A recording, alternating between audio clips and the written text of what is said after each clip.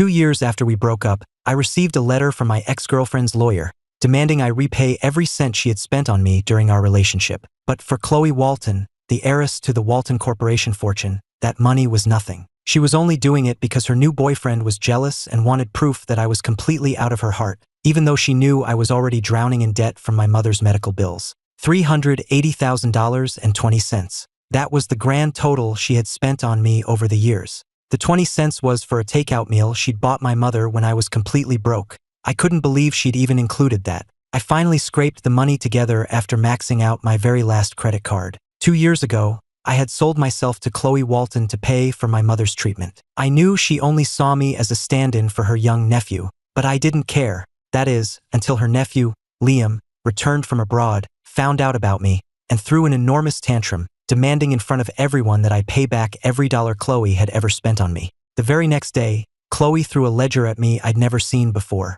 It meticulously detailed every single expense from our 5 years together, from a $2 ice cream cone to the sports car she'd bought me. She had even itemized the cost of our hotel rooms. I'll cover half the hotel fees, and we can deduct the $10,000 Liam owes you. That leaves you with a balance of $380,000. You have 1 month to wire it to my account. Lounging on the sofa, she looked up at me with a mocking gaze, her eyes so cold and unfamiliar they made my heart clench. What's wrong? Don't have the money? She sneered. When you went after Liam for what he owed you, threatening and humiliating him, did you ever stop to think if he had the money? The private room fell deathly silent. Every eye was on me, and then the room erupted in jeering laughter. Chloe, darling, Ethan's a broke loser. Where is he going to get $380,000? He was shameless enough to climb into your bed and be your toy boy then. Who do you think he'll have to sell himself to now to pay you back? It's only $380,000, another woman purred. Ethan, if you take good care of me tonight,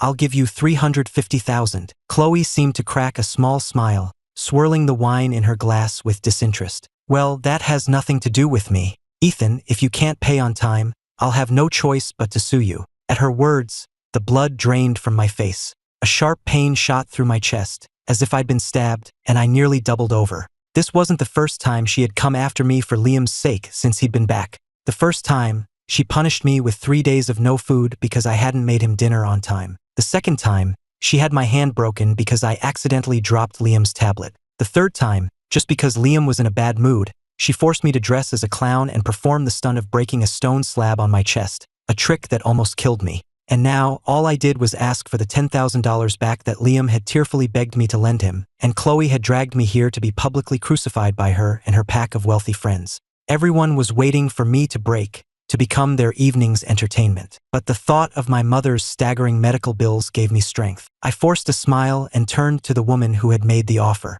If I take good care of you, you'll really give me the money? Her eyes lit up with cruel amusement. With a silent nod from Chloe, she called the waiter over and ordered 10 bottles of hard liquor. Ethan, drink all 10 of these tonight, and the $380,000 is yours. Without a moment's hesitation, I grabbed a bottle and started chugging. The high-proof alcohol felt like it was burning a hole straight through my stomach. Pain seared through me, my brow furrowed, and cold sweat beaded on my forehead. I could feel dozens of disdainful eyes on me, but Chloe's gaze was the most piercing of all. I didn't care. I needed money, desperately. In the face of that need, my dignity was worthless. 10 bottles later, my eyes were frighteningly bloodshot. I stumbled toward the woman and held out my hand. The money, but she just turned to Chloe. Chloe, darling, should I give it to him or not? Go ahead, Chloe said, a faint, cruel smile playing on her lips. It's pocket change. Think of it as giving alms to a beggar on the street. A credit card landed on the floor by my feet. I bent down,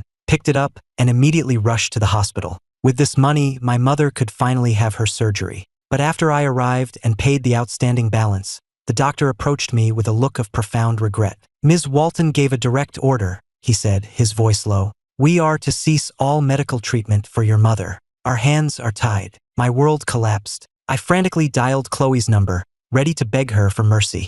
All I heard on the other end was a soft, mocking laugh. Didn't she just have an operation last week? Skipping one won't kill her. Consider it your punishment for upsetting Liam. The moment she hung up, a shrill, continuous beep echoed from my mother's room. The undulating wave on the heart monitor went flat. My phone slipped from my grasp. With a cry, I lunged toward the bed, my eyes burning. I grabbed my mother's hand, It was as cold as ice. "Mom!" My desperate scream tore through the silence of the night. I knelt beside her bed for a day and a night, my eyes hollow, until the first rays of dawn crept into the room. Only then did I begin to accept that she was gone. The doctor approached me, his expression somber, and handed me an envelope. "Ethan, your mother wrote this for you before she passed. I'm so sorry for your loss." The note was short, but it broke me completely. "Ethan, run. Your life is just beginning." My mother's last gift to me was my freedom. With nothing left to lose, I took care of my mother's funeral arrangements and then,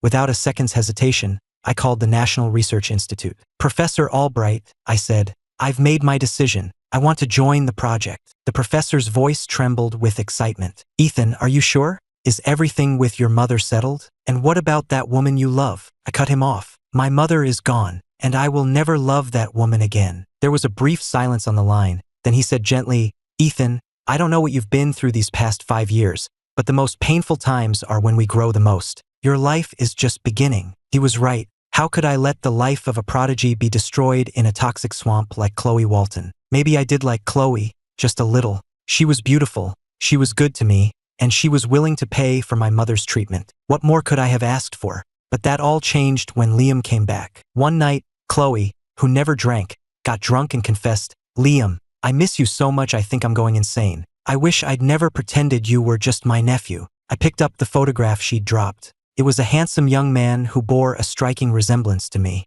In that instant, I understood everything. Between Liam and me, I was the disposable stand-in. And from that moment on, any affection I had for Chloe turned to ash. I continued to play my part, enduring all the depraved things from Chloe that she would never dare subject Liam to. I told myself that as soon as my mother was well, I would walk away and never look back. But in the end, all that awaited me was my mother's cold body. And a heartless iMessage from Chloe. "Have you learned your lesson yet?" I stared at the message for a long time before subconsciously opening her Facebook page. There were pictures of a beach, the ocean, a sunset, and a carefree Liam. All of it bought with my mother's life. I hailed a cab back to her mansion to pack my bags. The moment I walked in, I saw Chloe sitting on the living room sofa, her face a thundercloud. "Where have you been? Why didn't you answer my message?" she demanded. Cold, cruel, arrogant. I couldn't fathom what I had ever seen in her. When she saw I had no intention of responding, Chloe rushed upstairs after me and shoved me hard. "Ethan, you made Liam miserable. What right do you have to give me this attitude?" My back slammed against the wall, scraping the skin, but I just looked calmly into her furious eyes. "So what now? How do you want me to apologize this time? Should I break a stone on my chest? Let you break my other hand? Or maybe drink another 10 bottles of liquor?" The docile toy boy had suddenly shown his claws. Chloe was taken aback for a second, but then, uncharacteristically, she became calm. "Come with me to the family estate. My grandfather wants to see you." Then, as if remembering something, she added, "I'll give you $10,000. You know what to say and what not to say." I let out a bitter laugh. The Walton family had always been obsessed with their reputation. When Mr. Walton Sr. discovered Chloe's feelings for Liam were inappropriate, he'd shipped Liam overseas without a second thought. He then arranged a series of dates for Chloe, but she'd singled me out from the crowd for one reason only: I looked just like Liam. That night, she drugged my drink and forced herself on me. She was desperate for affection, and so our arrangement as benefactor and kept man began. The scenery blurred past the car window until we pulled up to the gates of the Walton family estate. The moment the door opened, Liam threw his arms around Chloe. "Chloe, I missed you." Her stormy expression instantly melted, and she playfully tapped his nose. "Why aren't you wearing any shoes? What if you catch a cold? Then you'll have to stay and take care of me," he purred. They flirted shamelessly, like a couple madly in love. The butler tactfully tried to intervene. "Miss Walton, your grandfather's health has been poor lately. It might be best to be a bit more discreet." The last time she was here, she'd gotten into a screaming match with her grandfather over Liam, a fight that sent the old man's blood pressure skyrocketing and landed him in the emergency room. Chloe frowned. "Why does Grandpa want to see me all of a sudden? Has he been hearing rumors?" Just then, an authoritative voice boomed from the top of the stairs. "Are there rumors I shouldn't be hearing?" Mr. Walton Sr. descended slowly, leaning heavily on his cane. I hurried forward to help him. Other than my own mother, he was the only person who had ever treated me like family. He gave me a warm, appreciative look, but his expression soured the moment he saw Chloe and Liam clinging to each other. "An aunt and her nephew, carrying on like this. Have you no shame?" Chloe's expression frosted over as she finally released Liam's hand. You wanted to see me?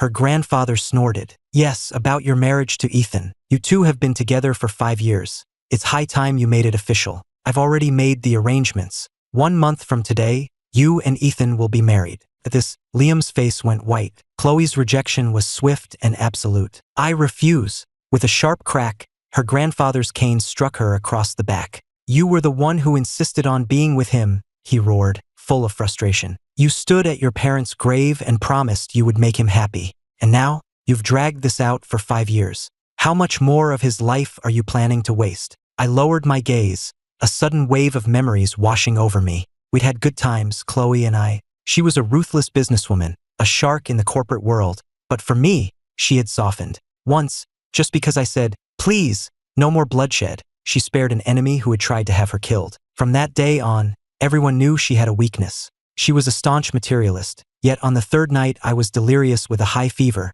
She drove to a remote shrine to pray for my recovery. I once mentioned offhandedly that I liked baby's breath, and she had the entire estate landscaped with fields of it. But later, she renamed those fields after Liam. Just as now, the moment Liam's eyes welled with tears, she was ready to defy the world for him. I will not marry Ethan. He is not good enough for me. She took Liam's hand, a wild, desperate look in her eyes. The only person I truly love is Liam. I will never marry anyone else. I can agree to let the world think Ethan is my fiancé, but I cannot marry him. I just can't. With that, she dropped to her knees. A moment later, Liam knelt beside her, his eyes brimming with defiant tears. Grandpa, please, just let us be together. Mr. Walton Sr. was so enraged he could barely breathe, his chest heaving. Get to the family chapel and kneel, he bellowed. Under the shocked stares of the household staff, Chloe and Liam, their hands tightly clasped, walked into the chapel together. I watched the entire farce unfold, my face a mask of indifference. It was all so ridiculous. I took a small wooden box from my bag. Inside was an ornate jade pendant, a Walton family heirloom. Mr. Walton Sr. stared at it, stunned. Ethan, what are you doing? I took 2 steps back and bowed deeply. Grandpa, thank you for taking care of me for these past 5 years, but I can't stay with Chloe any longer. He started to protest, to ask me to stay, but I didn't hesitate. I set the box down and walked away without a backward glance. As I passed the chapel, I heard noises from within. Through the crack in the door, I could see Chloe and Liam pressed against each other, as if declaring their undying love to all the Walton ancestors. I didn't linger. I turned and left the Walton estate for good.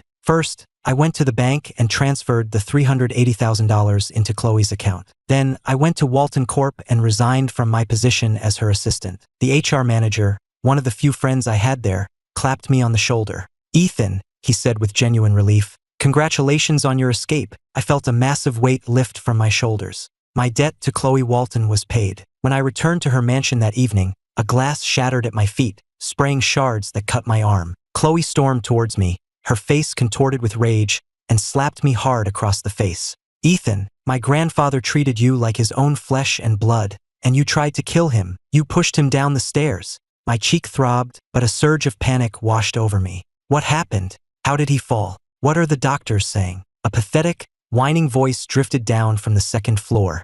Ethan, the butler already identified you. He saw you push Grandpa. Are you still going to play innocent? Chloe, is this really your man? A coward who won't even admit what he's done. I was shoved violently into a corner, stumbling to keep my balance. Out of the corner of my eye, I caught a flicker of triumph in Liam's expression. My blood ran cold. I knew, without a doubt, that Liam was the one who had pushed him. Just then, a phone rang, and I heard the butler's frantic voice on the other end. Miss Walton, your grandfather is hemorrhaging. The hospital is out of his blood type. I couldn't make out the rest of what he said, because Liam added fuel to the fire. Chloe, he said sweetly, if I remember correctly, Ethan has the same blood type as Grandpa, doesn't he? A chilling dread crept up my spine. The next thing I knew, I was being dragged to the hospital and strapped down in an emergency room. Take his blood, Chloe commanded. As long as it saves my grandfather, I don't care if he dies. Thick ropes bit into my skin as a cold needle slid into my vein. My eyes filled with despair. Chloe, I pleaded, you didn't have to do this. I would have given him my blood willingly, but I did not push him. You can't do this to me, she sneered. Still lying? After how good he was to you, this is how you repay him. You had better pray he pulls through, or I will make you pay for this with your life. A storm of anger, pain, and utter despair raged within me. I could feel the blood leaving my body, my temperature dropping, as if life itself was draining away. Was this how my mother felt in her final moments, helpless and alone? In the haze of fading consciousness, a single tear escaped my eye. I thought I heard her calling my name. "Mom, are you here for me?" I fell into a long, deep dream. In the dream, Liam hadn't come back yet, and Chloe and I were still deeply in love. She would proudly introduce me to all her friends, showing me off as if I were the center of her universe. She would come with me to the hospital to visit my mother, doing everything she could to win her over, gently hoping to one day be her daughter-in-law. She did so much for me back then,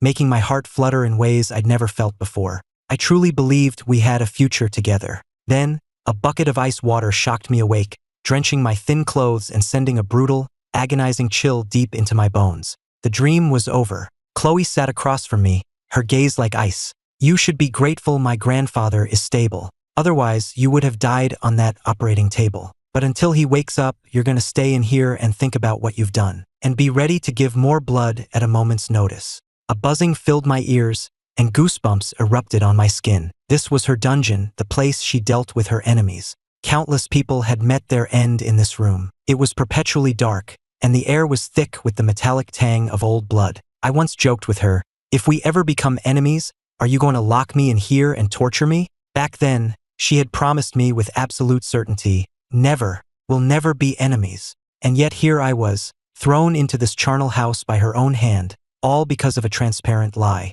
The disappointment was a physical pain, like a dull blade sawing slowly at my heart. I forced the words out, each one an effort. "I did not push your grandfather.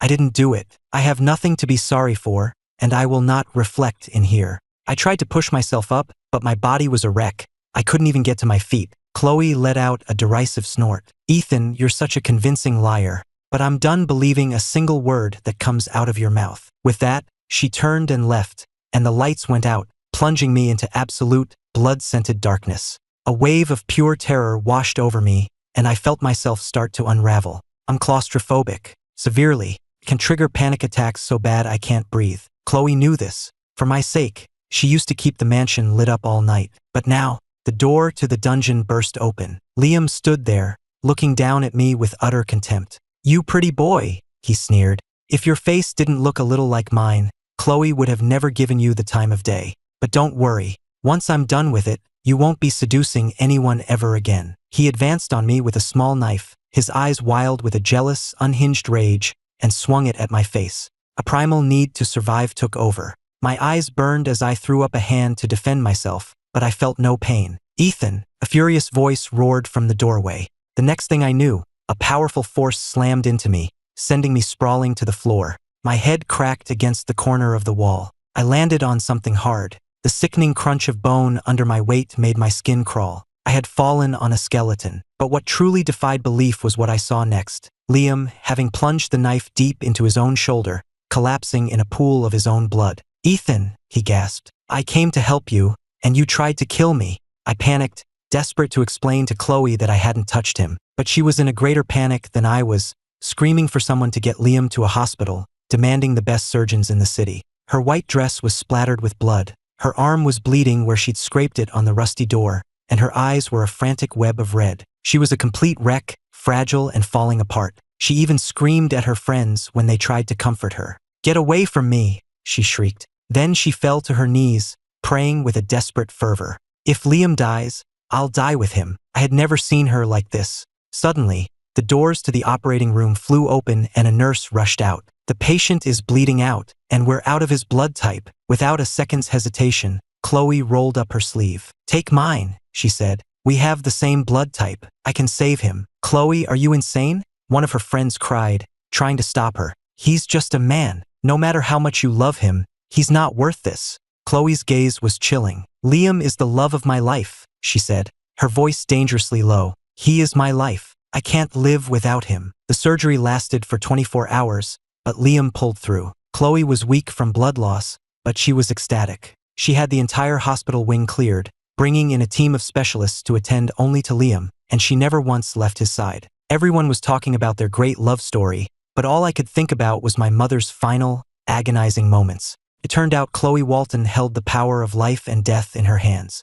The irony was sickening. Liam was in the hospital for 2 weeks, and Chloe stayed with him the entire time. During those 2 weeks, I packed my few belongings, moved out of the mansion that had been my prison for 5 years, and used what little money I had to rent a small apartment. I went back to my old part-time job at a bar to make ends meet. I just had to survive for 2 more weeks, and then I could finally start my new life at the National Research Institute. I never expected to see her again so soon. To celebrate Liam's release from the hospital, Chloe booked the entire bar where I worked, inviting every rich kid in New York City for an all-night rager. The lights were dim, the music was deafening. Chloe doted on Liam, and her sycophantic friends all crowded around him, fawning over his recovery. I wanted nothing to do with any of them, so I texted my boss that I was leaving early. But just as I was heading for the door, Liam's voice stopped me. "Ethan," he called out, his eyes red-rimmed and pathetic. "After what you did to me, you're not even going to apologize. You're just going to run away." I shot him a cold look. "I'll say it one last time. I didn't do anything to you. If you keep spreading these lies, I'll sue you for slander." I turned to leave, but Chloe's bodyguards moved to block my path. A moment later, someone poured a bottle of liquor over my head, the cold liquid and the stinging humiliation washing over me. The blaring music cut out abruptly, and the entire bar fell silent, every eye fixed on me with malicious glee. "Think you can just walk away after what you've done?" Chloe's voice was sharp. "Ethan, I never knew you were such a vicious person. First my grandfather, and now you attack Liam. What's next? Are you going to turn me into some kind of doll to keep forever?" She looked exhausted, her face pale, but her eyes were like daggers, fixed on me. A wave of exhaustion washed over me. "I've told you," I said, my voice flat. "I didn't hurt your grandfather, and I didn't hurt Liam." The words sounded hollow even to my own ears. The security cameras were conveniently broken. The only witness had been bought, and Chloe was too blinded by her obsession to see the truth. "I swear on my life, I never touched that knife. If I'm lying, may I never find peace." "But Liam, can you say the same? Can you swear you didn't stage this whole thing yourself?" "That's enough." Chloe cut me off, pulling Liam behind her protectively. "Ethan, you're still completely unrepentant. Don't blame me for what I'm about to do, for forgetting any history we ever had." My knees buckled as her bodyguards forced me to the ground in front of the whole crowd. I struggled against them, a primal fear of death gripping my heart. Chloe took a leather whip from one of her men and advanced on me slowly. "Are you scared?" she asked, her voice dangerously low. "Did you ever stop to think how scared my grandfather and Liam were when you attacked them?" With a sharp crack, the whip sliced across my back. My whole body convulsed as if I'd been electrocuted, the pain stealing my breath. "Speak." Chloe's voice rose to a shriek, laced with fury. "Admit you were wrong." "No," I managed, my voice weak but defiant. Chloe let out a laugh that was pure rage, raising the whip again. "No? You think denying it changes what you did? You're a monster." The sound of the whip and the jeers of the crowd were suffocating. But the more they pushed, the more defiant I became. I started to laugh, a wild, broken sound that brought tears to my eyes. "I did nothing wrong. Why should I apologize? The biggest mistake I ever made was meeting you, Chloe Walton. You're the real monster here." Liam frowned. "Ethan, don't you dare talk to Chloe like that. And who are you to tell me what to do?" I shot back, my voice dripping with contempt. "You're nothing but a parasite, hiding behind her power." That was the final spark. Chloe's rage exploded, and she began whipping me with a relentless, blind fury. "This one is for my grandfather," she screamed. "This one is for trying to kill Liam. And this one is to remind you that you will never be a part of the Walton family." 64 lashes in total. Each one felt like a blow directly to my heart. A metallic taste filled my mouth, and I coughed up a spray of blood before the world went black. I woke up in a hospital room. On the television, a video of my beating was playing on a loop, a live stream someone had recorded. My own agonized groans were audible, but no one in the room seemed to notice. I was invisible, left for dead in a corner. The bar owner found me hours later when he came to close up, and that's the only reason I was saved. My heart was a dead thing in my chest. Couldn't even cry. "You're awake." The door had opened without me noticing. Liam strolled in, looking the picture of health, his cheeks flushed. He looked nothing like a man who'd just recovered from a major injury. "Those 2 weeks in the hospital," I said, the realization dawning. "You were faking it." "So what if I was?" he said, a smug grin spreading across his face. "All I have to do is look a little pathetic, and Chloe will move heaven and earth for me. Soon, I'll be the one standing by her side, officially." He tossed a plastic bag onto my bed. Inside was my mother's urn. The blood froze in my veins. My hands trembled as I opened the small box. It was empty. "What did you do?" I whispered, my voice shaking. "Where are my mother's ashes?" Liam watched my agony with detached amusement. "Just a pile of dust. Burying it seemed like a waste of space. I figured the stray dogs could make better use of it. Circle of life, you know? Oh, and I almost forgot," he added casually. "Telling the hospital to cut off your mother's treatment? That was my idea too. You see, all it takes is one word from me, and Chloe will do anything. How can you possibly compete with that?" As if to punctuate his victory, he raised his left hand, showing off a glittering ring on his finger. I recognized it. It was the $1 million ring Chloe had bought at an auction 6 months ago. At the time, everyone had assumed it was for me, that our engagement was imminent. The room had been filled with people shouting for us to get married right then and there. But Chloe had just looked at me with cold disdain and said, "He's not worthy." "Chloe says I deserve all the finest things in the world," Liam preened, "including her. She says I'm the only one who's worthy." I snapped. I lunged forward and my hand connected with his face. My fingers closed around his throat. "You killed my mother," I snarled, my voice raw with hatred. "You deserve to die." The rage was a red haze in my vision, a stark contrast to the smug, triumphant smile on Liam's face. Suddenly, something heavy crashed against the side of my head. A vase. Chloe shoved me back, her hand striking my face with brutal force. "You're insane," she screamed. A vice of pain closed around my heart. "Insane," I laughed, a crazed sound. "I can be much more insane than this." Fueled by pure hatred, I grabbed a jagged piece of the broken vase from the floor, but Chloe's hand shot out and clamped around my wrist. "You killed her," I roared. "Both of you." For the first time, Chloe seemed to realize something was truly wrong. Her eyes fell to the empty urn in my hands, and her face filled with shock. "What is this?" "Your mother." A flicker of memory crossed her face, her own words from a month ago echoing back. Asterisk, didn't she just have an operation last week? Skipping one won't kill her. Asterisk, seeing the doubt flicker in Chloe's eyes, Liam quickly interjected. "Chloe, don't listen to him. He's lying. I saw his mother walking around the hospital grounds just 2 days ago. How could she possibly be dead?" He turned to me, his voice dripping with false pity. "Ethan, are you really so desperate for her sympathy that you'd lie about your own mother's death?" At his words, the flicker of guilt in Chloe's eyes vanished, replaced by an arctic chill. She gave an order to have me committed to a psychiatric hospital, with instructions for the staff to give me special attention. On my first day there, I tried to escape by breaking a window. They caught me and beat me senseless. The second day, they strapped me to a table. On the third day, I finally broke, screaming that I needed to see Chloe. Instead of Chloe, they sent in a pack of vicious dogs. Their eyes glowed in the dim light as they fixed their predatory gaze on me.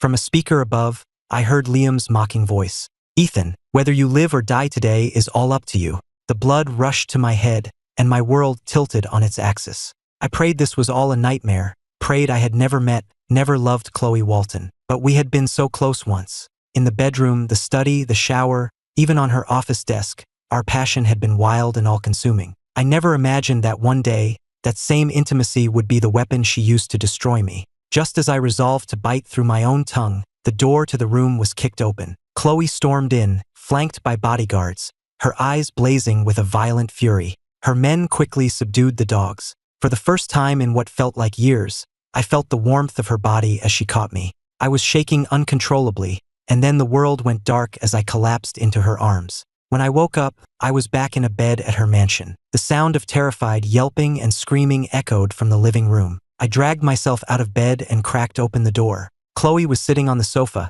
her face a blank mask, as she ordered her bodyguards to take care of the dogs. In that moment, she looked like the Grim Reaper herself. "Even if it's something I've thrown away," she said, her voice devoid of emotion, "no one else is allowed to touch it." She gave her men a subtle nod, and the dogs were dragged away. None of it felt real. It was all a terrible, waking nightmare. But the searing pain in my back, where the whip wounds had reopened, was a brutal reminder. I gasped, nearly losing my footing. Chloe heard the sound and came to the doorway. Her expression softened, almost imperceptibly, but her words were as cruel as ever. "What happened was just Liam being thoughtless. You're fine, so just let it go." She tossed a document at me. "Sign this legal agreement. Swear you'll never bring this up again or use it against Liam. If you do, I'll forget about the $280,000 you still owe me, and I'll make sure your mother gets the best medical care." As if worried I might get the wrong idea, she added, "Don't misunderstand. I love Liam, but for the sake of the 5 years we spent together, I can ensure you'll be financially secure for the rest of your life." She said it with the same condescending air she'd used at the bar. Asterisk it's pocket change. Think of it as giving alms to a beggar, asterisk so that's what I was to her. A beggar on the street, expected to be grateful for whatever scraps she threw my way. Maybe I was once. For my mother, I would have endured anything, but I had no weaknesses left to exploit. When I didn't respond, she dropped the papers on the bed. "Sign it and bring it to my office." She turned and walked out, the picture of arrogant indifference. With a heart as cold as ash, I picked up the agreement and tore it to shreds. Then, without a moment's hesitation, I called the police and reported everything Liam had done. The clock struck midnight. I glanced at the calendar on the wall. In 10 hours, I would be free of this place forever. I finished packing my bags and took a long, hot shower. Before I left, I went to the cemetery. I buried the empty urn and knelt before my mother's grave, pressing my forehead to the ground 3 times. The grief I had suppressed for so long finally broke free, my voice thick with unshed tears. "Mom," I whispered, "I'm going to be free now. I hope you can see me. I hope you're happy for me." A single firefly landed on my fingertip, its wings beating softly. Its gentle glow illuminated the photograph on her headstone. Her smile was as warm and kind as I remembered, her eyes full of a love that seemed to spill out of the frame. It was as if she was right there with me, comforting me as she always had. "My Ethan is a grown man now," I could almost hear her say. Why the tears? I slept soundly for the first time in a long time. When I woke, sunlight was streaming through the window. My future was finally beginning. My phone buzzed. It was a digital wedding invitation from Liam, followed by a text from the NYPD. "Mr. Hayes, your case has been accepted and an official investigation is now underway." A genuine smile, one I hadn't felt in years, spread across my face. I deleted the invitation without a second thought and then blocked Chloe and Liam on everything. 30 minutes later, I was on a plane. As we broke through the clouds, the knot of tension in my chest finally, completely, unwound. "Goodbye, Chloe." I was free. The same night I left, Liam proposed to Chloe. The event was a citywide spectacle, live-streamed and trending #1 on Twitter, with every influencer scrambling to repost it. Under a canopy of projected stars, Liam got down on one knee, holding out a ring with a trembling hand. "Chloe," he said, his voice thick with emotion, "will you marry me?" The crowd roared its approval, chanting, "Say yes, say yes." Amidst a storm of flowers and applause, Chloe's eyes filled with tears as she looked at him, her voice both firm and tender as she replied, "I will." Dozens of drones lit up the sky, forming the image of a heart pierced by an arrow, as a 2-hour, multi-million-dollar fireworks display began. At that exact moment, on every digital billboard on every skyscraper in the city, a montage of Chloe and Liam's 10-year love story began to play. Each carefully curated moment was a testament to their grand, epic romance. As they embraced and kissed for the cameras, the internet exploded with messages of congratulations. "OMG, so sweet, wishing them a lifetime of happiness." One comment read, "He's 6 feet 2 inches, gorgeous, and so in love. Only a queen like Chloe Walton deserves him." But a few dissenting voices slipped through. "Is everyone having collective amnesia? I could have sworn she was engaged to someone else." The next day, Chloe herself posted a response on Twitter. "The only person I have ever loved is Liam. There has never been anyone else."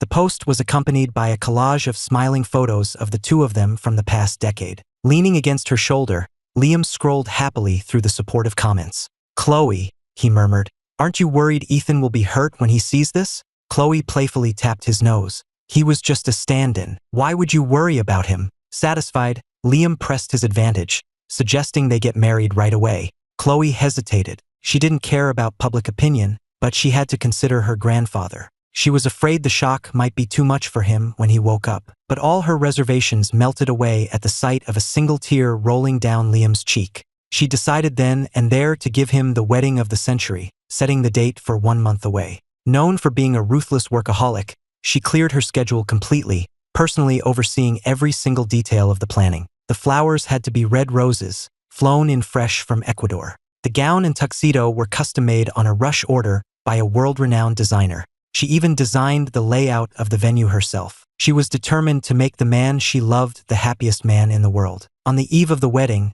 Chloe finally took a break and went to a party with her friends. I can't believe you're the first of us to get married, Chloe, one of her friends said with a laugh. Back when you were torn between Ethan and Liam because of your grandfather, we all had bets on who you'd end up with. Seriously, another chimed in. When you and Liam actually tie the knot, that pathetic loser Ethan is going to have a complete meltdown. But Ethan was so devoted to you all those years. He would have done anything for you. That's enough, Chloe snapped, her face hardening. Ethan was a placeholder, nothing more. Even if he comes crawling back, the only one I will ever love is Liam. A sudden wave of irritation washed over her, and she downed her drink in one go. She realized she hadn't seen me or heard anything about me in a while. He couldn't have actually given up, could he? The thought was strangely unsettling. But then she remembered the 5 years I'd spent devoted to her, and dismissed it. Impossible. I had always been at her beck and call. How could I just disappear? Was he planning to make a scene at the wedding? The thought annoyed her.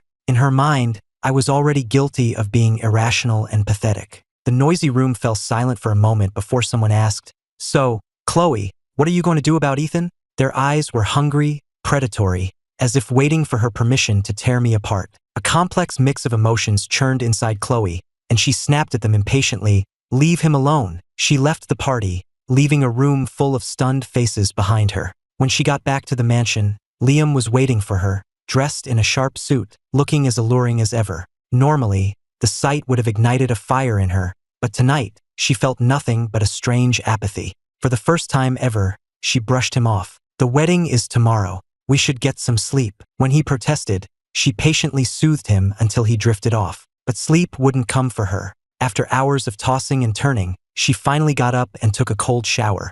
But the cold water did nothing to quell the restlessness inside her. Instead, it only brought thoughts of me to the surface. She found herself uncontrollably reminiscing about the nights we'd spent together. In a daze, she felt a pair of strong arms wrap around her waist, and she couldn't stop herself. She spun around and kissed him fiercely. "Ethan," she murmured. Something inside Liam shattered. His pride wounded, he shoved her away. "Chloe, look at me. It's me." She blinked, as if waking from a dream, and as she focused on his face, a flicker of disappointment crossed her own. "If you're in love with Ethan, then go be with him," Liam accused, his voice filled with disbelief and hurt. "Why are you marrying me?" His words snapped her out of it. "No, Liam, I'm sorry," she said. Her expression panicked as she grabbed his hands. "I love you. It's always been you. Please don't cry. It breaks my heart to see you cry." Her words seemed to be a magic switch. He wrapped his arms around her waist. "Really?" he asked, his voice small. "Really? I swear it." Looking at his tear-stained face, her heart ached with pity, and she pulled him into a tight embrace. "I swear, I, Chloe Walton, will love Liam forever.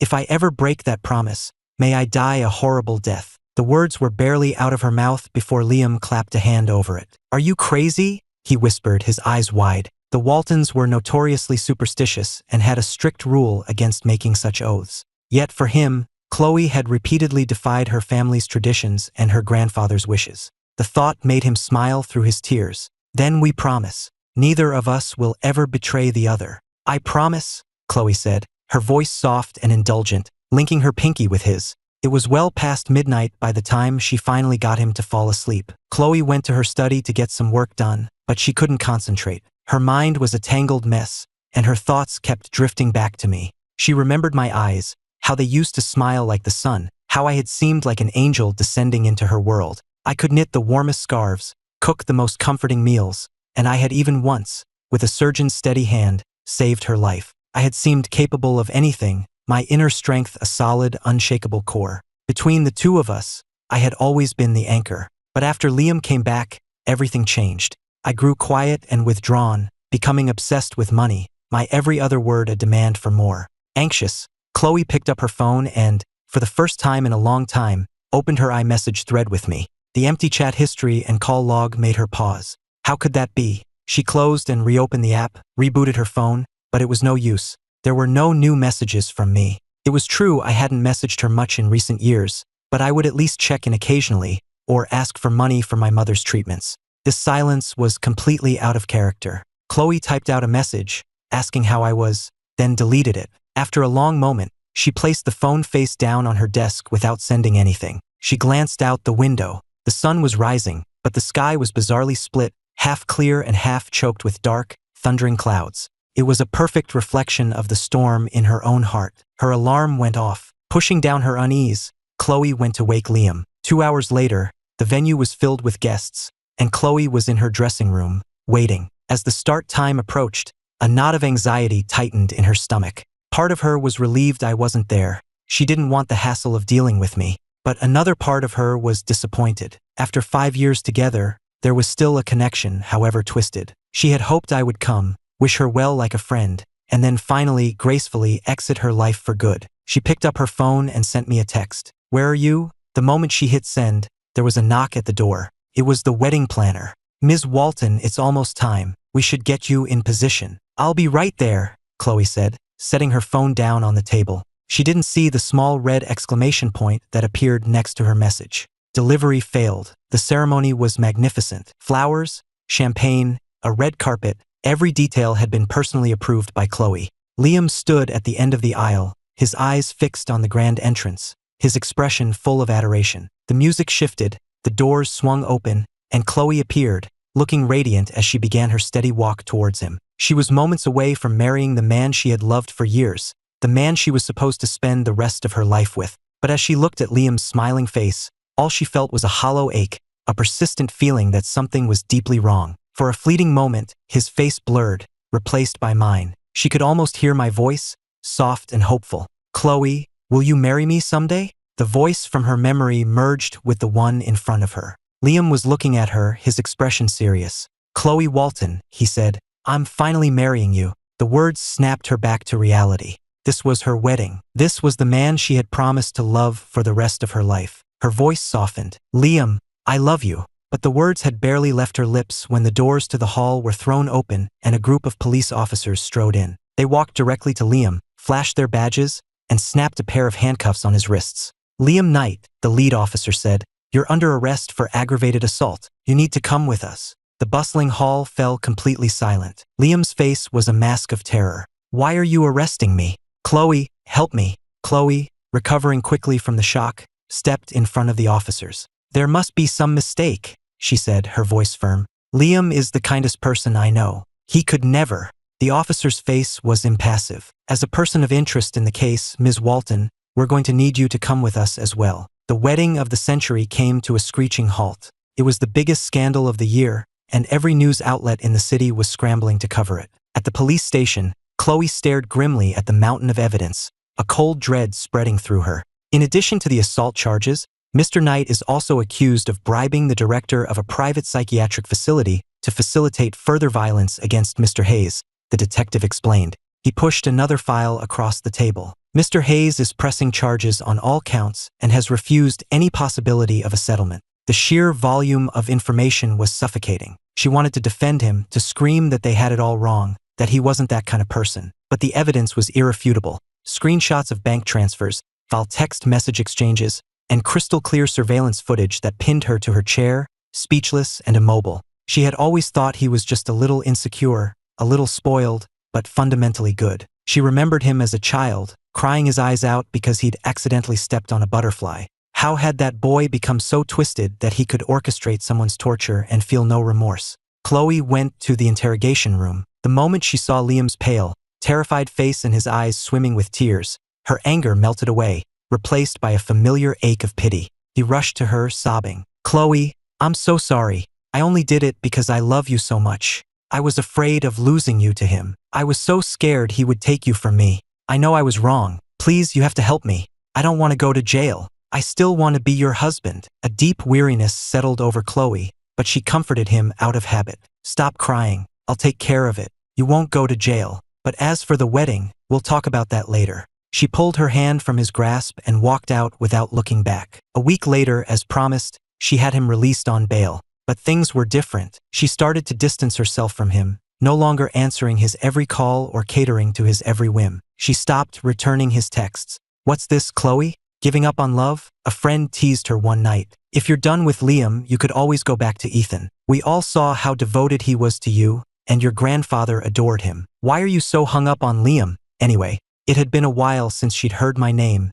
and to her surprise, a wave of nostalgia washed over her. Fueled by alcohol, she found herself comparing the two of us. Two men who looked so similar, yet were worlds apart in character. Liam was like a petulant child, constantly throwing tantrums to keep her attention focused solely on him. And for him, she had sacrificed so much, turning down major business deals, renouncing her position as the Walton heir, reducing her entire existence to the pursuit of a toxic romance. I, on the other hand, had never been like that. I was her warmth, her light. I cooked for her when she was sick, feeding her soup by the spoonful. I sat with her quietly while she worked, reminding her to rest and drink water. In her moments of doubt and frustration, I was her calm, steady guide, always there to help her find her way. I was always there, always responsive. I was a good man. If it hadn't been for my mother's illness, I could have been someone truly great. But I had accepted my fate without complaint, and I loved with my entire being, whether it was my mother or her. The thought spurred her to check her phone again, to see if I had replied. That's when she saw the red exclamation point next to her last message.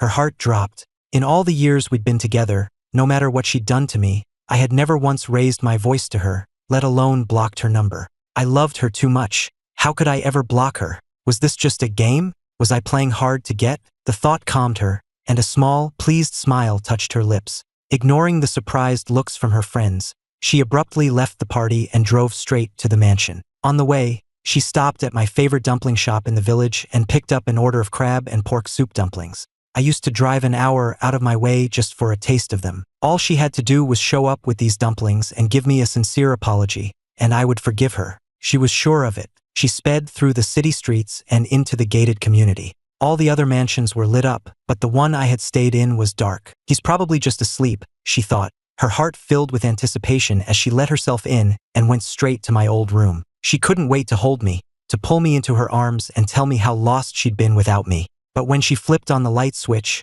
she froze. The room was empty. The desk, the closet, the bookshelves, all of it was bare. "Ethan," she called out, her voice echoing in the empty house. She searched every room, but I was gone. Even my suitcase was missing. A horrifying thought began to take root in her mind. I had really left her. Impossible. She immediately dismissed the idea and sped towards the hospital. I loved her too much. My mother was still here. I would never leave. But when she got to the hospital, my mother's old room had a new patient. The attending doctor informed her that my mother had passed away 2 months prior. "Mr. Hayes came in with the $380,000, the doctor explained, his voice heavy with regret. "He begged us to do the surgery, but your orders were explicit. We couldn't defy you." He knelt by his mother's side and cried all night. The nurses helped him arrange the funeral. "Ms. Walton, I assumed you knew." The color drained from Chloe's face. She remembered my call that night, the raw agony in my voice. But she had been drunk and cruel, and she had crushed my last hope without a second thought. And later, she had even accused me of lying about my own mother's death. The despair of it was unimaginable, and I had lived through every second of it. And she had known nothing, carrying on with Liam without a care in the world. Her hands shaking, she dialed my number. "Ethan," but all she heard was the cold, robotic voice of the automated message. "The number you have dialed is not in service. Please check the number and try again." With a cry of rage, she hurled her phone against the wall. I had blocked her. On everything. I was really gone. The thought that I might never come back sent a wave of pure panic through her. She grabbed a burner phone and dialed her assistant. "Find out where Ethan went," she commanded. "And when you find him, bring him back to me. Immediately." That evening, her assistant called. "Ms. Walton, we tracked Mr. Hayes to JFK. The problem is, he booked tickets on a dozen different flights, all departing around the same time. We have no way of knowing which one he actually boarded." Chloe's frown deepened. "What do you mean you can't find out? It's like someone is actively scrubbing his trail. We can't find a single trace of him." On another note, we did find a record of a transfer Mr. Hayes made to your account 2 months ago, for $380,000. The number hung in the air, a taunt, a testament to her failure. "Find him," she screamed, her voice a mixture of fury and humiliation. "Keep searching." She smashed this phone too. She had been so sure I was just playing a game, trying to punish her for my mother, for Liam. She never imagined I would leave so completely, that I would go to such lengths to disappear. Did I really intend for us to never see each other again? She downed 2 glasses of whiskey in quick succession. Just then, the doorbell rang. Her eyes, which had been dull with despair, suddenly lit up. She rushed to the door and threw it open. "So you finally decided to come back," she said, a triumphant sneer on her face. But it wasn't me standing on her doorstep. It was her assistant, looking deeply uncomfortable.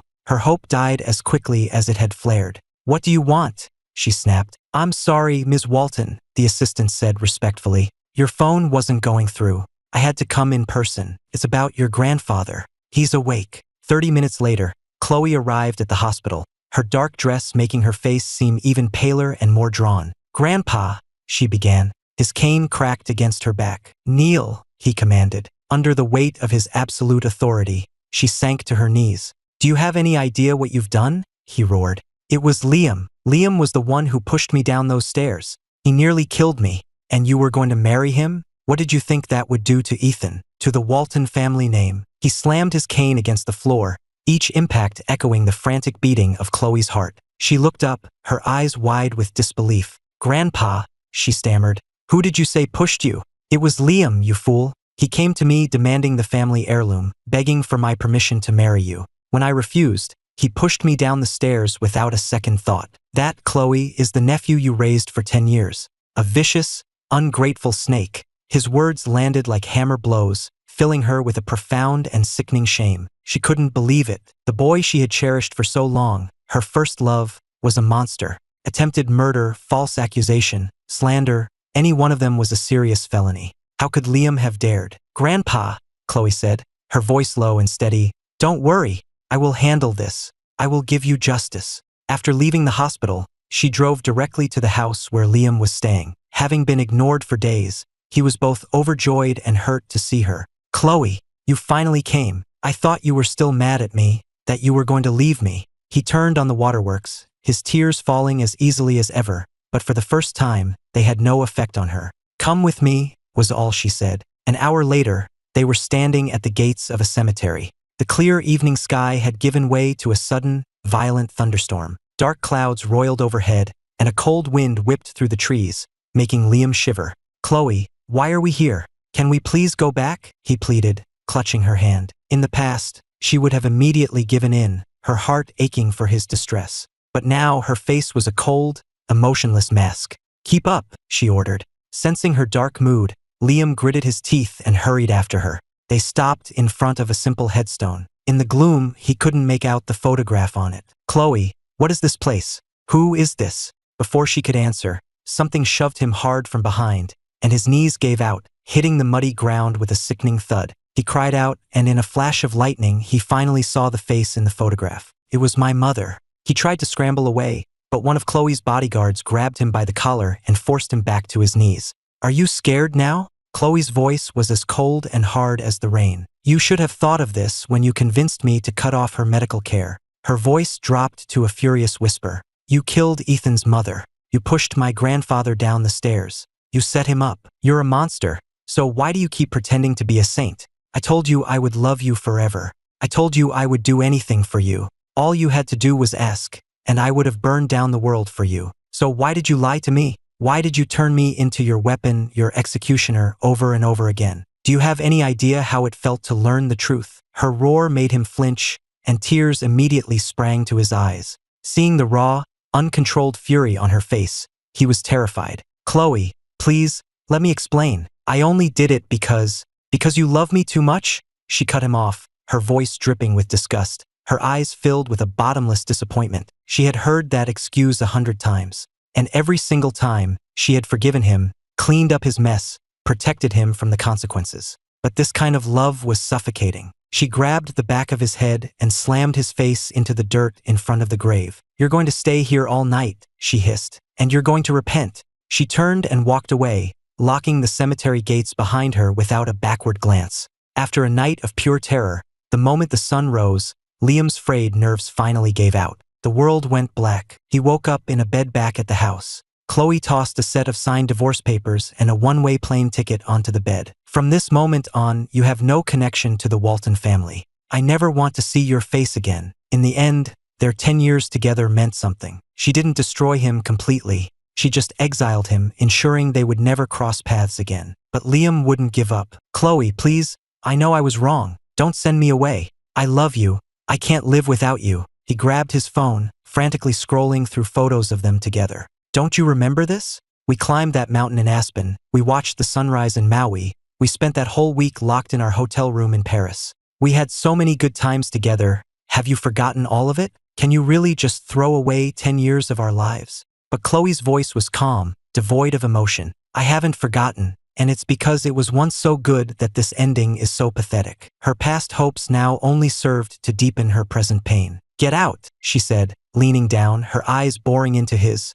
her expression terrifying. Get out before I change my mind and have you thrown in a real prison. Knowing it was over, Liam closed his eyes in defeat. Just before she walked out the door, he asked her a question to which she herself did not know the answer. You've fallen in love with Ethan, haven't you? In stark contrast to the chaos consuming the Waltons, my life had become blessedly calm. I traveled to a remote corner of the country, deep in the mountains, and arrived at the gates of a top-secret research facility. Professor Albright looked almost apologetic. Ethan, this project is a matter of national security, so the facilities are rustic. I hope you don't mind. Not at all, Professor, I assured him. It's an honor to be here, to be a part of this kind of research, to work in medicine. It's always been my dream. I was a sickly child, and then my mother got sick, so I spent the better part of my first 25 years in and out of hospitals.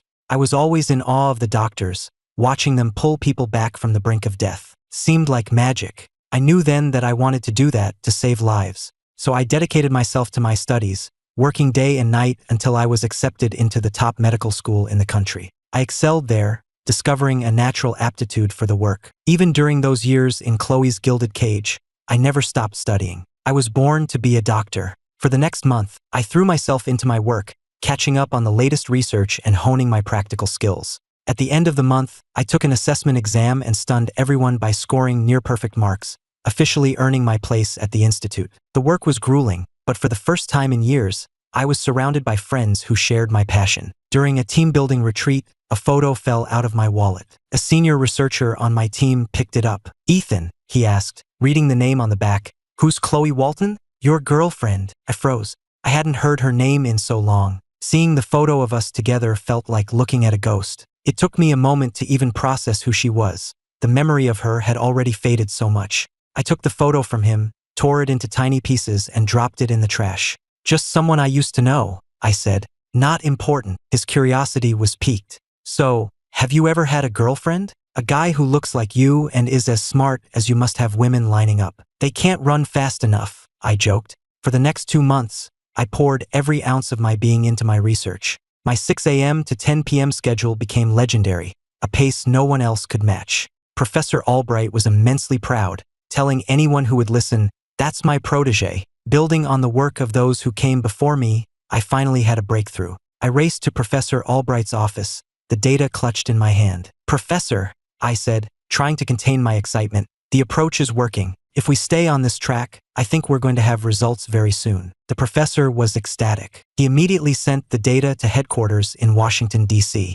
Within an hour, my name was on everyone's lips throughout the entire research network. The director of the institute personally messaged me, asking what I wanted as a reward. My request was unusual, a 1-month leave of absence. Since joining the institute, I had outpaced everyone. In terms of talent, I was blessed. In terms of sheer effort, no one worked harder. I once passed out from low blood sugar, and my first thought upon waking was about the next step in my experiment. For a workaholic like me to suddenly request a month off to relax was, to put it mildly, shocking to everyone. But Professor Albright approved it without hesitation. "You've more than earned it, son. You need a break. You're so thin, people will start thinking I'm starving you." He then pulled me aside, his expression turning serious. "Ethan," he said quietly, "you're not a kid anymore. Have you given any thought to your personal life?" "Professor, the day I left New York, I decided I was done with love," I said, politely declining his offer to set me up on a date. Instead, I took a trip just for myself. The beach,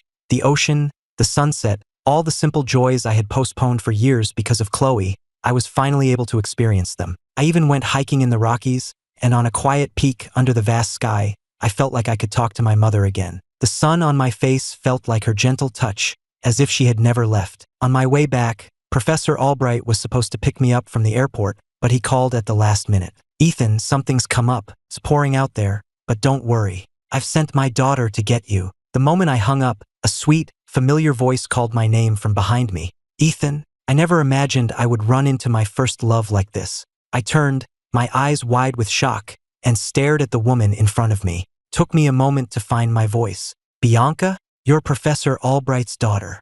The one and only, she said with a smile. Bianca Albright. She was the first girl who ever made my heart skip a beat. I remembered my first day of college, sensitive and shy, standing lost at the entrance with all my luggage. Other students had friends or family helping them, but I was too timid to ask anyone for directions. Just as I was about to try and figure it out myself, a gentle hand tapped my shoulder. I followed her in a daze all the way to my dorm room. As she was leaving, she playfully took off my baseball cap. "A handsome guy like you shouldn't always be looking at the ground," she said with a soft laugh. My heart skipped a beat. We shyly exchanged numbers.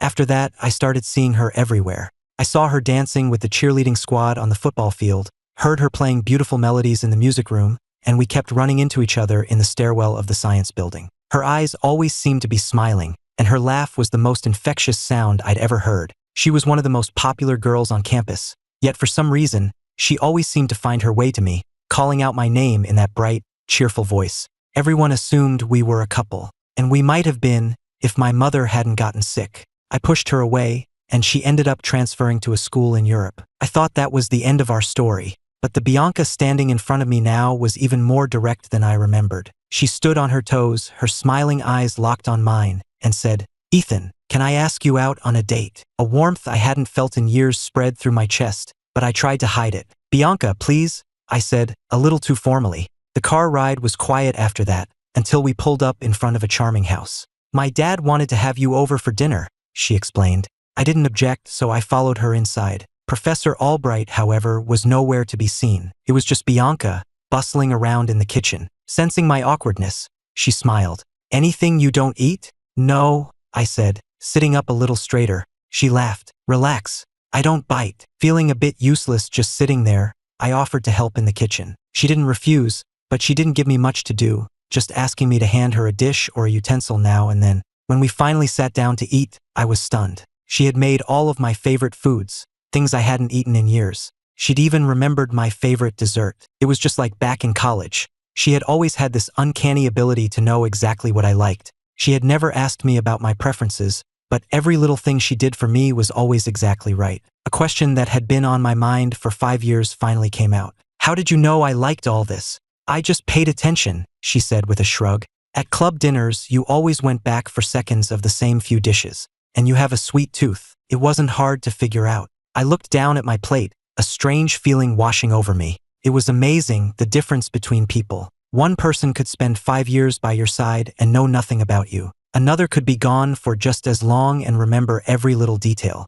I was genuinely touched. "Thank you," I said, my voice a little thick. Throughout the meal, she was incredibly attentive, keeping the conversation flowing, deboning my fish, and seeming to sense my every mood. I gradually began to relax. "So what are your plans, now that you're back?" I asked. "With your credentials, you could easily get a position at the institute." She looked at me, her expression serious. "Ethan," she said, "I came back for you." The air in the room seemed to thicken. I could feel my ears getting hot. "I think it's starting to rain," I said, desperate to change the subject. I hadn't meant it literally, but a moment later, the heavens opened up. A torrential downpour began, and a severe weather alert flashed across the television screen. 2 hours later, the storm was still raging. It was clear I wasn't going anywhere. I had to spend the night. The cozy little apartment felt even smaller with just the two of us inside. While Bianca was in the shower, I went into her room to find a hairdryer and saw it on her desk, a framed photo of the two of us. It was from the day we'd won the university science fair together. Next to the photo was a journal. Couldn't resist. I opened it. Asterisk met a really cute guy today. His voice is amazing, but he's so shy. His name is Ethan. I like it. Asterisk heard he was the valedictorian of his high school. He's in my department. Asterisk he came to my club's auditions today, and he stayed to watch my tennis match afterwards. I think I might be starting to like him. Asterisk I'm gonna tell Ethan how I feel tomorrow. I hope he likes me too. Asterisk Ethan doesn't like me. The entry stopped on the day I told her we couldn't see each other anymore. I could still see the faint, blurry stains of tears on the page. A sharp pain lanced through my chest. "I'm sorry," I whispered. "What are you sorry for?" Bianca's voice came from behind me. "Ethan, I didn't know what was happening with your mother. Instead of being there for you, I got angry and ran away to Europe. I'm the one who should be sorry. You've been through so much all alone." The cruel things I'd said to her were what had driven her away. For years, she had avoided any news of me, even skipping class reunions.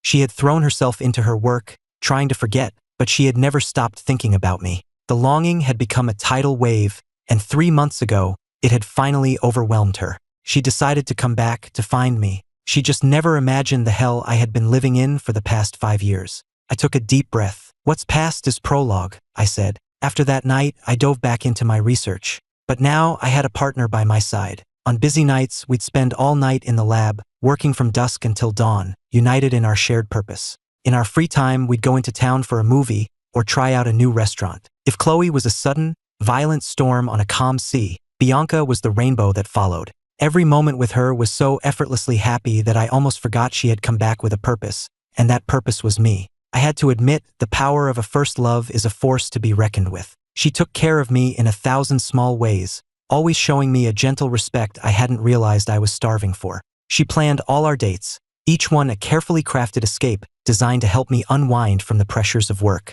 She even took a nutrition course online so she could create a personalized meal plan to help me regain my health. In time, we both admitted what we had been feeling for a while, and we finally made it official. We quickly became the couple everyone in the lab envied. Another 6 months flew by, and my project achieved a major breakthrough. Bianca and I were both transferred to the main headquarters in DC to present our findings at a press conference. The story was picked up by every major news outlet, and I was hailed as one of the preeminent medical minds of my generation. With the project completed, I suddenly had free time on my hands. It was an unfamiliar feeling. Bianca suggested we take a trip, and we ended up traveling the world together. Our last stop was in France, to visit her mother. Her parents had divorced when she was young. Her father dedicated his life to science, and her mother had remarried and moved to Europe. I was a little nervous before meeting her mother, but she turned out to be a warm, kind, and refreshingly blunt woman. She pressed a family heirloom, a beautiful locket, into my hand and asked, "So, have you two set a date yet?" My face flushed, and I stammered, unable to form a coherent sentence. Her mother raised an eyebrow. "You are planning on getting married, aren't you?" She then turned to Bianca, playfully tugging her ear. "Bianca, what's the plan here? Dating without the intention of marriage is just messing around. You can't play games with a good man like Ethan." Bianca laughed, a little exasperated. "Mom, whose side are you on? I'm not playing games. I'm dating Ethan with every intention of marrying him." Her words, so firm and certain, took me by surprise. When we first got together, I hadn't thought that far ahead. I just wanted to enjoy the moment, to allow myself to love and be loved again. Marriage seemed like a distant, abstract concept, something left up to fate. I assumed she felt the same way. To hear her say so plainly that she wanted to marry me, I was both humbled and deeply moved. Her mother was very pleased with this answer and immediately turned her attention to me. "And what about you, Ethan? Do you want to marry my daughter?" Did I want to get married? The idea still felt foreign, but marrying her, that didn't sound so bad at all. Just as I was about to speak, Bianca jumped in. "Mom, please don't pressure us. Just give us a little time. Who knows, the next time you see us, it might be at our wedding." She had a way with words, and her mother was instantly appeased. I breathed a silent sigh of relief. On the flight home that night, I couldn't help but ask, "Aren't you curious what my answer would have been?" She smiled. "I am. Are you going to tell me?" "Bianca," I said, my voice full of a certainty that surprised even me, "I want to spend the rest of my life with you." While I was finding my happiness, the Walton family was imploding. After throwing Liam out, Chloe cut off all his credit cards and publicly disowned him. Without the Walton safety net, Liam's life fell apart. Unwilling to accept his exile, he started waiting outside her mansion gates every day, hoping to catch a glimpse of her. The moment she would leave the house, he would latch onto her like a leech. He abandoned all pretense of pride, kneeling on the pavement and begging her to just look at him. "Chloe, please don't do this to me. I know I was wrong. Please just give me one more chance. I'm begging you. I know you're angry, but I can change. I can be the kind, gentle Liam you always wanted me to be. I'll even go to Ethan. I'll get on my knees and beg for his forgiveness if that's what you want. Just please, don't leave me." The once arrogant Liam was now a pathetic, groveling mess. His handsome face was now sallow and gaunt. He had lost so much weight he was almost unrecognizable. The sight of him made Chloe sick. She no longer had any patience or pity for him. She would simply have her security guards remove him from the property. Her heart was no longer occupied by her supposed first love. There was only one thought in her mind now: find Ethan, apologize, and beg him to come back. But days turned into weeks, and weeks into a year, and the all-powerful Chloe Walton could not find a single trace of me. She began to spiral, locking herself in my old room, drinking herself into a stupor day after day. The few things I had left behind became her confidants, the silent witnesses to her drunken, late-night sobbing. One night, lying on my old bed, she clutched a photograph of me, her vision blurring until the image seemed to come to life. She could see me, young and full of hope, smiling at her. "Chloe," the ghost of me asked, "will you always be this good to me? Will you love me forever?" But then the memory soured. The smiling, vibrant boy was replaced by a cold, silent man. The man who had never cared for material things suddenly measured everything in dollars and cents. After we made love, he would immediately withdraw, his hand outstretched, waiting to be paid. She would give me expensive gifts, and I would sell them the next day. "Just give me the cash next time," I would tell her, my voice flat. I lose too much on the resale value. I stopped caring about her completely. I even charged her a fee for bandaging a cut on her hand. Her fury had exploded. "When did you become so greedy, Ethan?" she had screamed at me. "Was this all it was ever about? The money? Now that Liam's back, you're scared, so you're showing your true colors? I'm warning you. If you want me to feel anything for you but disgust, you'd better drop this pathetic act." She thought her threats would make me back down, but I had just stared at her, my face a blank mask, and asked, "Hasn't this always been a transaction?" In that moment, a wave of helplessness and defeat had washed over her. She was the one who had drawn up the contract. She was the one who had treated me like a pet, a bird in a gilded cage. So why did it hurt so much when the bird started demanding more seed instead of singing for love? It was all her fault. She had ruined everything. She could see it all so clearly now. The disappointment on my face, again and again, until finally, my heart dead, I had packed my bags and walked away. With a scream of rage, she hurled her wine bottle against the wall, hating herself, hating the person she had been. If only she had paid attention, had seen what she was doing to me, maybe things wouldn't have ended this way. In her drunken haze, Liam's parting words echoed in her ears. "You've fallen in love with Ethan, haven't you? Just admit it. You're madly in love with him, but you're too proud to say it. You're a hypocrite, Chloe."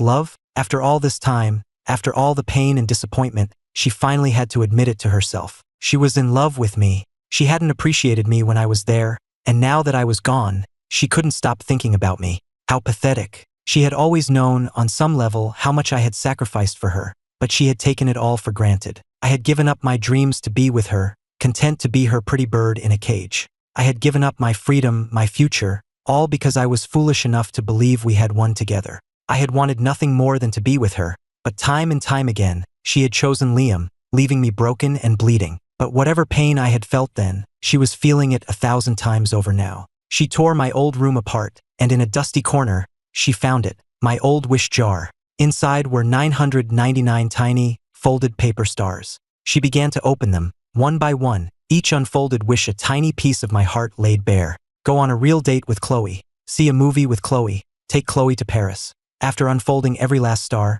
she booked a flight to Paris the very next day. She searched the entire city, but I was nowhere to be found. Undeterred, she continued her pilgrimage, traveling to every city, every landmark I had ever dreamed of visiting. But it was useless. I had vanished without a trace. Meanwhile, in the wake of her public scandals, the Walton Corporation's stock price plummeted. The company was hemorrhaging money. Long-term partners pulled out, contracts were terminated, and years of hidden corruption and mismanagement finally came to light, delivering the final, fatal blow. The Walton Corporation was bankrupt. But Chloe didn't care. Money could be earned back, she told herself. A company could be rebuilt. But a life without love was a life without a soul. Just as she was preparing to leave on another fruitless search for me, her grandfather had her brought back to the family estate. He threw a newspaper down in front of her. On the front page was a picture of me. "What is wrong with you?" he demanded. Chloe stared at the photo, stunned. It was me on stage at a press conference for the National Research Institute. Gone was the broken, defeated man she remembered. The man in the photo was confident, brilliant, practically glowing. Even in a still photograph, my newfound confidence was palpable. This was who I was always meant to be. Chloe grabbed the newspaper, her hands trembling with excitement, and made for the door, but her grandfather's security guards blocked her path. "What are you doing?" she demanded. "Grandpa, let me go. I have to find Ethan. You always liked him best. I'm going to go to him. I'll apologize. I'll beg him to forgive me. I'll ask him to marry me." Her grandfather looked at her haggard face and bloodshot eyes, and sighed. "You blamed me for trying to keep you and Liam apart. You blamed me for trying to force you to marry Ethan, a man you claimed you didn't love. Now everything is as you wanted it. Ethan is gone. You are married to Liam, and still you are not satisfied? What is this madness? Are you trying to tell me you've changed your mind? That you're in love with Ethan now? His voice was laced with sarcasm, but she had no answer for him. She was the one who had insisted on marrying Liam. She was the one who had treated me with nothing but contempt. And now she was the one desperately trying to get me back. Her friends had tried to reason with her, telling her to let me go, to have some dignity. But she was convinced I was just sulking, that eventually I would get over it and come home. But I was an ambitious man with a future. Why would I waste another second of my life on her? My quiet departure had been the most effective revenge of all. Tell me, her grandfather said, his voice heavy with disappointment, what is it you actually want? Her mind, foggy from alcohol and lack of sleep, went blank. Before, her goal had been simple: find Ethan, beg for his forgiveness, and get him back. But now, looking at my picture, a new, terrifying thought entered her mind. She didn't deserve me. She immediately pushed the thought away. No, Grandpa, I have to find him. I'm going to marry him. As she made another move towards the door, she felt a sharp pain at the base of her skull, and then, nothing. She collapsed to the floor, unconscious. When she woke, she was locked in her old bedroom at the estate. The nanny who had raised her snuck in to see her, her eyes full of pity. My dear girl, she pleaded, you must let him go. This obsession is only causing you more pain. No, Chloe whispered, her voice hoarse. Without him, my life is nothing but pain. Chloe refused to yield, so her grandfather kept her locked away. The first day, she screamed and raged, but no one came. The second day, she destroyed everything in the room and tried to climb out the window, falling and badly injuring her leg. On the third day, she tried to feign a medical emergency, but her grandfather didn't fall for it. After a week, she went on a hunger strike and was eventually hospitalized for severe dehydration. But even after they brought her back from the brink, her first whispered word was my name. In the end, she was his granddaughter, the child he had raised. He couldn't stay angry forever. He relented. The moment the guards were gone from her door, Chloe took a cab straight to the National Research Institute headquarters in D.C. The security guard at the gate refused to let her in. Don't you know who I am? She shrieked, completely unhinged. I'm Ethan Hayes' fiancée. Let me in. She tried to force her way past him, a disheveled, frantic mess, but he pushed her back each time. Passers-by started to stare and mock her. Who is this crazy woman, impersonating Dr. Hayes' fiancée? She has no shame. Seriously, Dr. Hayes is a national hero. His work has saved thousands of lives. What makes a pathetic wreck like her think she has any right to even say his name? The cruel words were like daggers, each one piercing her heart. So this is what it felt like. This was the vicious humiliation I had endured. Her hands clenched into fists, her nails digging so deeply into her palms that they drew blood, but she didn't feel a thing. She just stood there, frozen like a statue. A flash of lightning illuminated the sky, followed by a deafening clap of thunder. The heavens opened up, and a torrential rain began to fall, soaking her to the bone. Still, she didn't move. She didn't know how long she stood there before an umbrella appeared over her head. A soft voice spoke from behind her. Chloe, let's go home. She turned, dazed, to see Liam holding the umbrella over her. Seeing the dead, empty look in her eyes, a bitter taste filled his mouth. If it weren't for me, he and Chloe could have been happy together. He wouldn't have been her nephew, but her husband, standing proudly by her side. But the woman in front of him now was a stranger whose coldness made him tremble. Her eyes were like pools of dead water, and in their depths, he saw a flicker of pure disgust. Why? I was gone. Why was she still so obsessed with me? Can't you just look at me? He pleaded again. But her answer was not the one he wanted. Liam, we're finished. There's no chance of us getting back together. Stop following me. He refused to listen. In a fit of humiliated rage, he threw the umbrella at her. Chloe, I gave you 11 years of my life, the best years, and you're just going to throw it all away. Already weak and exhausted, the blow from the umbrella made her stagger. The world spun and she collapsed. When she woke up, she was in an unfamiliar hotel room. Lying on the bed beside her, shirtless, was Liam. A blind, consuming rage washed over her. With a guttural scream, she kicked him out of the bed and onto the floor. Before he could even cry out in pain, her hands were around his throat, squeezing until his face began to turn purple. Her voice was a low, terrifying whisper. Who told you you could touch me? What did you do? She flung him across the room, and his head hit the floor with a sickening crack. Chloe calmly took out her phone and made a call. A few minutes later, her bodyguards burst into the room. One of them handed her a small pill, which she swallowed without a drop of water. "Take him away," she said, her voice like ice. "Make sure he can't have any more bright ideas." Liam's eyes widened in disbelief and pure terror, his body shaking uncontrollably. But Chloe didn't give him a chance to speak. She had her men take him directly to a clinic for a vasectomy. She knew his game. If she got pregnant, she would be trapped. Even if she refused, her grandfather would force her to marry him to avoid a scandal. And I would never take her back if she was tied to him forever. The thought filled her with a cold, murderous rage. But what Chloe didn't know was that her public meltdown at the institute had gone viral. A bystander had filmed the whole thing, and it didn't take long for the internet to identify the screaming beggar as Chloe Walton, the very same woman who had so publicly dumped me to marry Liam just a year before. The story exploded online. "She's the absolute worst," one comment read. "The only decent thing she ever did was date Dr. Hayes, and she screwed that up." Another said, "What did Dr. Hayes do in a past life to deserve being saddled with such a psycho?" I scrolled through the comments, a bitter, ironic smile on my lips. It's funny how success makes everyone your champion. "What are you reading that's so fascinating?"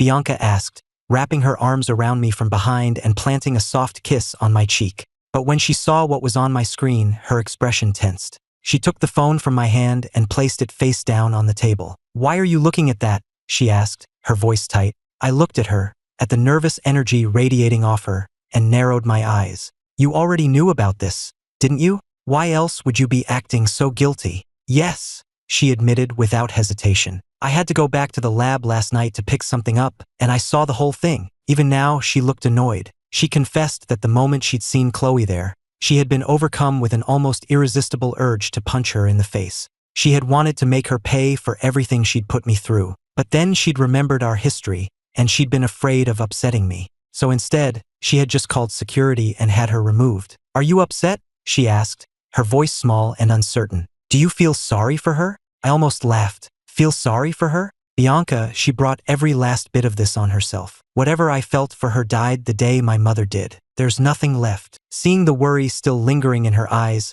I pulled her into my arms. "Hey," I said softly, "when I say I'm done with someone, I mean it. And when I say I love you, I mean it. Besides," I added, a teasing note in my voice, "when did you get so insecure?" My sudden playfulness seemed to startle her. Then a slow smile spread across her face, and she pulled me into a deep, lingering kiss. A few hours later, I took Bianca to my mother's grave. "Hi, Mom," I said softly. "I'm here." I talked to her for a long time, telling her everything, with Bianca standing quietly by my side. Before we left, I took Bianca's hand. "Mom," I said, my voice thick with emotion, a tearful smile on my face. "This is the woman I want to spend the rest of my life with. I'm going to ask her to marry me. If you're watching, please look out for her. Please let her have a life full of peace and joy. And please, give us your blessing." Bianca looked at me, her eyes wide with surprise, and then she knelt beside me in front of the headstone. "Mom," she said, her voice full of conviction,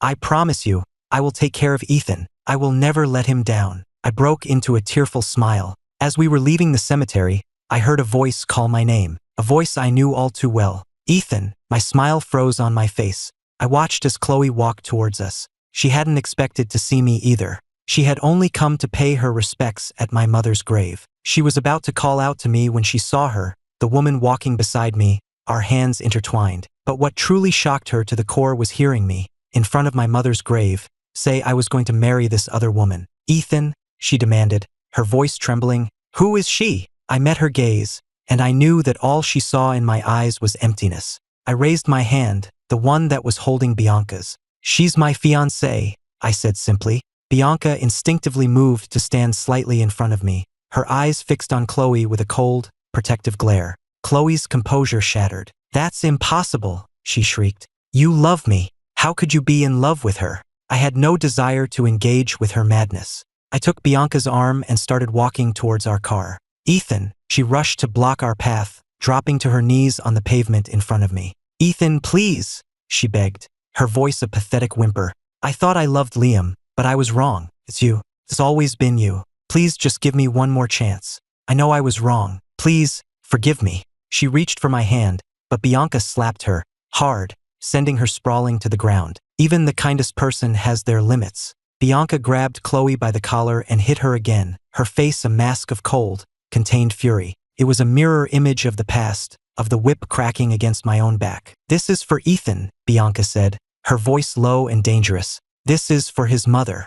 And this one is for me." Chloe was too weak to even defend herself. Years of self-abuse, of alcohol and sleepless nights, had left her a fragile, hollowed-out shell. But she didn't seem to feel the physical pain. Her eyes were fixed on me, full of a desperate, pathetic hope. She was searching my face for a flicker of the old love, a hint of pity. She found nothing. I simply stood there, watching, making no move to intervene. As medical professionals, both Bianca and I knew that the blows were superficial, causing more humiliation than actual harm. But for Chloe, each one was a hammer blow, shattering the last vestiges of her hope. Finally, Bianca stopped. Her calm composure finally cracked, and she gently wiped a smear of Chloe's blood from her own hand. She looked down at the woman on the ground. "Call the police if you want," she said, her voice cold, "but I will be filing a restraining order against you for harassment. An eye for an eye." It was a lesson Chloe herself had taught me. The irony was not lost on me. Chloe's reappearance didn't affect me in the slightest, but it left Bianca feeling insecure.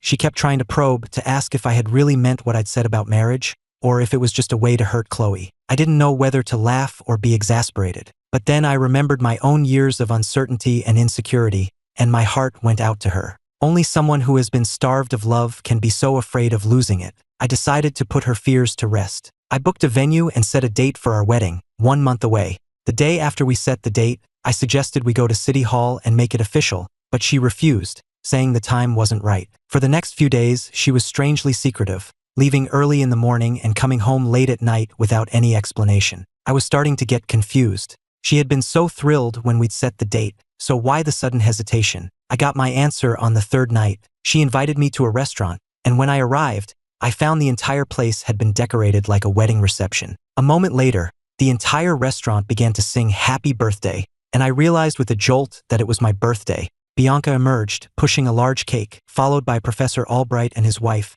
my closest colleagues from the Institute, and all the old friends I had managed to keep in touch with. "Make a wish, Ethan," Bianca said, her eyes shining. My wish was a simple one, to always be surrounded by the people I loved, and to live the rest of my life in freedom and happiness. I blew out the candles, my eyes stinging with tears. "Thank you," I whispered.